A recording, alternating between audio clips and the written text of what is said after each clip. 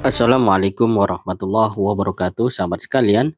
Kita mendapati satu berita yang katakanlah unik ya, dan karena itu menjadi menarik, yaitu tentang Megawati heran Timur Tengah sedang gencarkan penghijauan, Indonesia malah gunduli hutan. Ya, sahabat kalian, ini menarik ya. Seperti kita ketahui dari berita dari Republika ID bahwa Ketum PDIP Megawati menyoroti maraknya penebangan pohon di Indonesia, di mana negara lain, terutama Timur Tengah, justru berbondong-bondong melakukan penghijauan. Saya dapat undangan nanti ke Saudi Arabia, dan di sana yang nama Perdana Menterinya Pangeran Muhammad bin Salman itu sudah memberi pesan. Sekarang itu ada konsep untuk menghijaukan Timur Tengah. Terbayang tidak? Padahal Timur Tengah itu kan padang pasir. Tapi buktinya apa? Saya diberi foto-fotonya sudah mulai, kata Megawati dalam pidato penutupan Rakernas 4 PDIP di JI Expo Kemayoran, Jakarta, Ahad 1 Oktober 2023. Itu bukan Arab Saudi saja loh. Nanti yang namanya Suriah, Libya, Irak, dan sebagainya. Pokoknya Timur Tengah, apa tidak malu kita? Kalau mereka itu saja bisa, karena apa? Karena niat jiwa juangnya untuk membangun negaranya, untuk bisa hijau royo-royo. Coba dong, ujarnya. Sahabat sekalian, ini saya kira satu keprihatinan yang wajar, karena Indonesia merupakan negara yang juga tercatat posisi ya, berada di posisi 5 negara di dunia yang paling banyak kehilangan hutan selama 2 dekade terakhir. Menurut data dari Global Forest Watch, Indonesia kehilangan 9,75 juta hektar hutan primer antara 2002 hingga 2020. Luar biasa ya. Dan waktu itu Presiden Joko Widodo pada 2014 berjanji untuk menindak deforestasi dengan menangkal ya kontributor utama, membuka lahan untuk perkebunan kelapa sawit. Pada 2016 luas hutan yang hilang mencapai rekor 929.000 hektar, tapi tingkat deforestasi menurun stabil sejak saat itu. Pada 2019 Presiden Jokowi mengeluarkan moratorium pembukaan hutan baru untuk perkebunan kelapa sawit selama 3 tahun yang mencakup sekitar 66 juta hektar hutan primer dan lahan gambut. Moratorium berakhir tahun ini dan belum ada kepastian mengenai kelanjutannya. Sahabat sekalian, jadi kalau Megawati kemudian heran, sebenarnya juga ya dia punya sebuah ruang untuk mendorong Presiden Jokowi melakukan upaya bagaimana hutan kita kembali ya tidak terus hilang begitu ya. Tapi ini ada satu ungkapannya lagi, lah kalian ada yang belum apa-apa sudah menebangi pohon. Beringin itu bisa sampai 300 tahun. Bayangkan, kalian hanya menebang paling tidak 30 menit. Masa tidak kasihan? Padahal itu tempat makan siapa?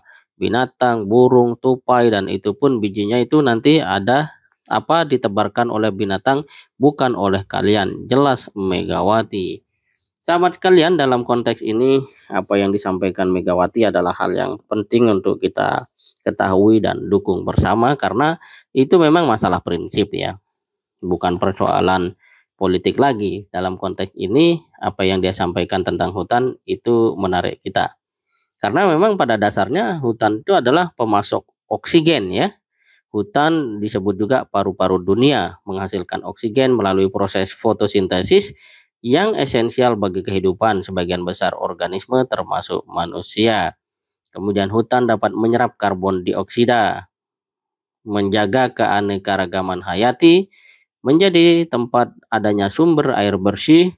Kemudian hutan juga bisa menjadi regulator iklim, yaitu hutan mempengaruhi pola cuaca dan iklim lokal dan global dengan cara mengatur siklus air dan karbon. Bahkan hutan juga bisa menjadi sumber pangan dan obat. Banyak produk yang kita konsumsi sehari-hari seperti buah-buahan, kacang-kacangan, dan rempah-rempah berasal dari hutan. Hutan juga merupakan sumber obat-obatan penting. Secara umum kita tahu hutan mengurangi erosi tanah, bahkan bisa menjadi pemberi nafkah ya untuk masyarakat. Dan lebih jauh, hutan juga bisa menjadi wisata dan rekreasi, bahkan warisan budaya. Dengan demikian, maka soal hutan yang disampaikan Megawati kalau dalam perspektif tinjauan ilmu itu adalah hal yang penting kita dukung. Namun mengapa kemudian Megawati mengatakan soal hutan ini ditebang terus-menerus dan mengatakan bahwa Timur Tengah akan menjadi hijau, ini juga satu hal yang sangat menarik.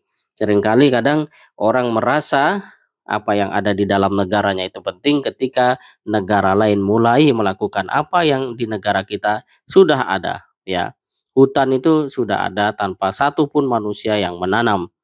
Tetapi kemudian dengan ya mungkin terpengaruh logika bahwa sumber daya alam terbatas, kebutuhan manusia tidak terbatas, manusia menjadi serakah. Dan keserakahan itu juga diilustrasikan oleh Megawati bahwa sebuah pohon beringin itu bisa 300 tahun, sedangkan kita menebangnya bisa hanya 30 menit. Mungkin dapat uang, tapi kemanakah hasil uang itu? Oleh karena itu, sahabat sekalian, kita perlu untuk juga melihat sektor-sektor yang sangat penting dalam kehidupan secara luas, terutama hutan ini. Jangan sampai kemudian pihak-pihak yang tidak bertanggung jawab menjadikan hutan sebagai sebuah eksploitasi yang pada akhirnya merugikan masyarakat. Dan seperti kita ketahui, banyaknya banjir bandang yang menelan sampai ya begitu banyak rumah, katakanlah ribuan rumah, itu diantaranya karena terjadi ya pembalakan liar istilahnya dulu, kemudian illegal logging dan seterusnya yang menjadikan alam Indonesia menjadi rentan terhadap banjir. Sahabat sekalian, kalau kita melihat secara global, negara-negara lain itu selalu berusaha untuk menjadi lebih baik, dan itu terbukti dengan upaya-upaya menjadikan alam mereka lebih kondusif bagi kehidupan sehari-hari. Upaya Timur Tengah untuk melakukan penghijauan sebenarnya bukan semata-mata karena mereka punya uang, tetapi karena mereka sadar bahwa negara-negara yang punya hutan itu memiliki kesejukan, ketenangan, dan kenyamanan.